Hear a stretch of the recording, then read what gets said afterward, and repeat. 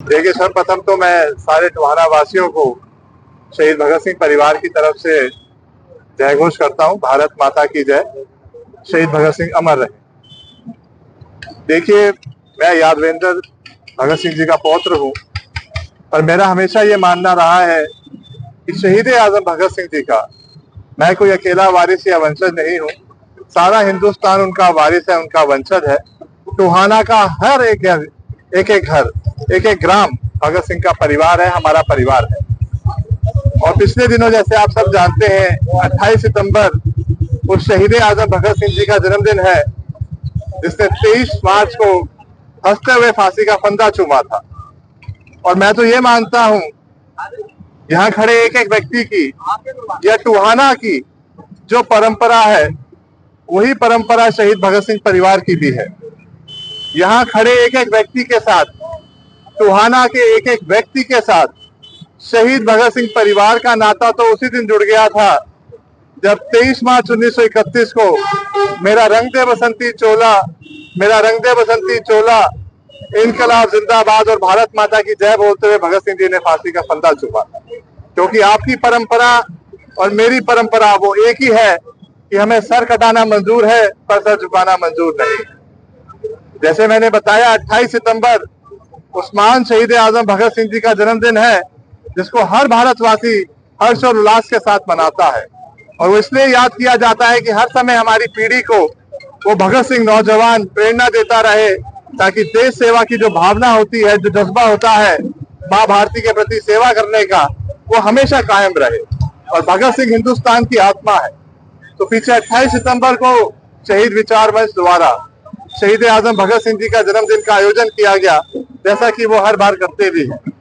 पर पीछे उनके पोस्टरों को फाड़ दिया गया, उनको ये आयोजन करने में विघ्न डाला गया, जिसमें मेरे साथ उनके प्रधान सैनी जी भी मेरे साथ खड़े हैं। तो मैं तो यही कहने आया हूँ और टोहाना वासियों की तरफ से एक सवाल पूछने आया हूँ कि ऐसा कौन सा व्यक्ति था यहाँ पे जिसको भगत सिंह के नाम से दिक्कत थी? ऐसा कौन सा शख्स है जिसको आजाद हिंदुस्तान में भगत सिंह जी का आयोजन करने में दिक्कत हुई या परेशानी हुई? जैसे मैंने कहा, भगत सिंह जी को याद करना यानी देश को याद करना। यानी ये नौजवान अगर भगत सिंह जी को याद कर रहे हैं, तो मैं तो इनको हौसला अफजाई दूंगा। यहाँ टोहाना के परिवारों को साधुवाद दूंगा, क्योंकि यहाँ पे पहले से भगत सिंह जी और तमाम राजगुरु सुखदेव जी को आपने स्थापित कर रखा।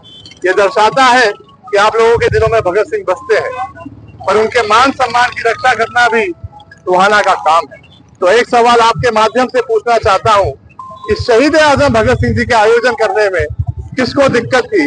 क्या वो कोई काले अंग्रेज थे इनको भगत सिंह जी के आयोजन से डर लगता था? तो आज के दिन में तो जागृति के कार्य किए जाते हैं कि लोग भगत सिंह जी के साथ जुड़े।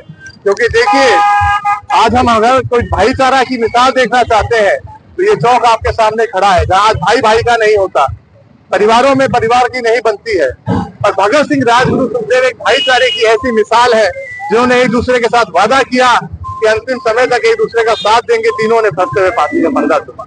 चाहता तो कोई साथी एक दूसरे के साथ गद्दारी भी कर सकता, पर नहीं, उन्होंने फांसी का फंदा चूमा। हमारे घरों में बच्चे कैसे होने चाहिए, हर माँ हर बाप चाहता है वो भगत सिंह जैसा होना चाहिए। तो उसके लिए अगर उनकी याद में कोई आयोजन किया जा रहा है, नौजवान कैसे हो तो हमें भगत सिंह को देखना होगा, हमारे समाज के छात्र कैसे हो तो भगत सिंह जी को देखना होगा। यही सवाल मैं कहने आया हूँ और पूछने आया हूँ। और शहीद विचार मंच को मैं ये कहने आया हूँ, शहीद भगत सिंह परिवार आपके साथ खड़ा है, हमारी शहीद भगत सिंह ब्रिगेड आपके साथ खड़ी है, और हर वो व्यक्ति जो देश से प्यार करता है या भगत सिंह से प्यार करता है, वो आपके साथ खड़ा है। और मैं सवाल पूछना चाहता हूँ, वो ऐसा कौन सा सज्जन है, कौन सा व्यक्ति था जिसको भगत सिंह जी के कार्यक्रम के आयोजन से दिक्कत थी? इस सवाल का जवाब मैं चाहता हूँ टोहाना के माध्यम से ये पता चले मुझे। चुनाव है अभी, देवेंद्र सिंह बबली, उन्होंने कांग्रेस प्रत्याशी सरदार परमवीर सिंह और उनके परिवार पर ऐसा आरोप लगाया है कि इतिहास के पन्नों में ऐसा कुछ है कि भगत सिंह के खिलाफ जो है गवाही उन्होंने एक तो गद्दार जैसा टैग उनके ऊपर लगाया। क्या इससे बाकी का? देखिए, ये अभी आपने मेरे संज्ञान में डाला है। बाकी जैसे देवेंद्र सिंह बबली जी का आपने जिक्र किया, और चुनावों का मौका है, लोकतंत्र जो भगत सिंह जी ने जिसके लिए फांसी दी थी, आज वो लोकतंत्र हमारे बीच में आ गया। तो मैं सभी से पहले तो ये कहूंगा कि वोट देने जरूर जाए हर टोहाना वासी, क्योंकि बहुत बलिदानों के बाद हमें वोटिंग राइट मिला है। बात अगर देवेंद्र सिंह बबली जी की करी जाए तो वो खुद एक फ्रीडम फाइटर परिवार से आते हैं। आजाद हिंद फौज में उनके दादाजी स्वतंत्रता सेनानी चौधरी उमराव सिंह जी ने अपना जीवन लगाया, जिसकी वजह से आपको और मेरे को आजादी मिली। और उन्होंने इतने अच्छे कार्य भी करे हैं देश समाज के लिए। आप टोहानावासी जैसे जानते हैं, 15-20 साल से मेरे ख्याल से उन्होंने ऐसा कोई क्षेत्र नहीं होगा समाज सेवी का जो उन्होंने नहीं किया होगा। तो मैं तो यही कहूंगा समाज को, यहाँ टोहाना वासियों को, वो एक देशभक्त आदमी को चुने जो उनके लिए एक अच्छी नुमाइंदगी कर सकता है। बाकी जैसे मैंने कहा कि सवाल मैं टोहाना की तरफ से पूछना चाहता हूँ कि भगत सिंह जी के कार्यक्रम से किसको दिक्कत थी, किसको परेशानी थी।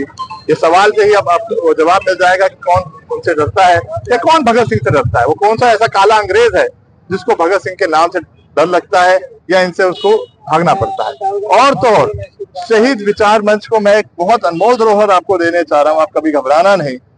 भगत सिंह जी की जेल डायरी, वो क्रांति ग्रंथ जो भगत सिंह जी जेल में लिखा करते थे अंग्रेजों से अपनी पैरवी करने के लिए, अपने विचारों को रखने के लिए, ये भगत सिंह जी का विचार आपको देने जा रहा हूँ। क्योंकि वो व्यक्ति जो साम्राज्य कहता था हमारे राज्य में सूरज नहीं डूबता, उसको भी उन्होंने डुबो के दिखा दिया था और माँ भारती को आजाद करा दिया था। तो मैं शहीद विचार मंच को ये भगत सिंह जी की ओरिजिनल जेल डायरी, जिसमें एक तरफ भगत सिंह जी के ओरिजिनल मैन्युस्क्रिप्ट है, आप देख सकते हैं भगत सिंह जी का हस्तलिखित पेज है, उसको हमने स्कैन किया है, और दूसरी तरफ उसका हिंदी में अनुवाद है। और ये जेल डायरी 12/9/1929 से शुरू होती होगी। ओरिजिनल हमारे पास है परिवार के दस्तावेजों में, जैसे ये प्राप्त हुई हमें। ये 12/9/1929 से जेल डायरी शुरू होती है। भगत सिंह जी के इनिशियल है कि उन्होंने जेल में इसको रिसीव किया। ये विचार मैं आपको देके जा रहा हूँ, आपने घबराना नहीं है, हमेशा इसको पढ़िएगा। ये भगत सिंह जी जैसे आपको हमेशा प्रेरणा देते रहेंगे। ये जेल डायरी को, इस क्रांति ग्रंथ को भी आप लोग संभाल के रखिए।